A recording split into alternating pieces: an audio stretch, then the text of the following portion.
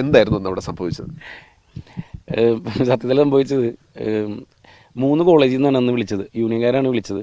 അപ്പോൾ പൈസ കുറവാണ്, എന്നോട് പറഞ്ഞു പൈസ കുറവാണ്, വരുമെന്ന് ചോദിച്ചു. അപ്പോൾ ഞാൻ വിചാരിച്ചു പ്രൊമോഷൻ പരിപാടി ഉണ്ടല്ലോ, എന്തായാലും പടം അടുത്ത ആഴ്ച ഇറങ്ങുകയാണ്, അപ്പോൾ കുഴപ്പമില്ല ഞങ്ങൾ ടീമായിട്ട് വരാമെന്ന് പറഞ്ഞു. അവരും സന്തോഷം, കാരണം ഞാൻ മാത്രമല്ല, ഷൈജു ശ്രീധർ, ജയ്സേട്ടൻ ആ പടത്തിൽ അഭിനയിച്ച, പിന്നെ സമീറിലൊക്കെയുള്ള റോഷൻ ആനന്ദ്, അങ്ങനെ കുറേ ആർട്ടിസ്റ്റുകളുണ്ടായിരുന്നു.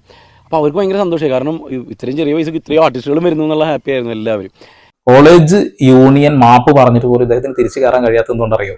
ആ പ്രിൻസിപ്പളുടെ ധാർഷ്ട്യമാണ്, ആ പ്രിൻസിപ്പളുടെ മുഖഭാവമാണ്, ആ പ്രിൻസിപ്പളുടെ ആ ഒരു എന്ത് പറയും വകതിരിവില്ലാത്ത ആളുകൾ എന്നൊക്കെ. വിദ്യാഭ്യാസം കൂടിപ്പോയാൽ പണി. ഇനി വിദ്യാഭ്യാസം ഉള്ള ആൾ തന്നെയാണോ, ഇനി പിൻവാതിലിലൂടെയാണോ എനിക്കറിയില്ല കേട്ടോ. കോളേജ് എന്നൊക്കെ പറയുമ്പോൾ അതൊക്കെ ആസ്വദിക്കാൻ കഴിഞ്ഞില്ലെങ്കിൽ എന്തിനാ പറ്റിയ? പിന്നെ ആകെ കുറച്ച് സമയമുള്ളൂ. ഇപ്പൊ ഈ ഒരു പ്രായമായിട്ട് 10-32 വയസ്സായിട്ട് ഞാൻ ഇങ്ങനെ ആലോചിച്ചത്, അയ്യോ അതൊക്കെ ആസ്വദിക്കാൻ വല്ലാണ്ട് പറ്റിയില്ലല്ലോ എന്നുള്ളത്.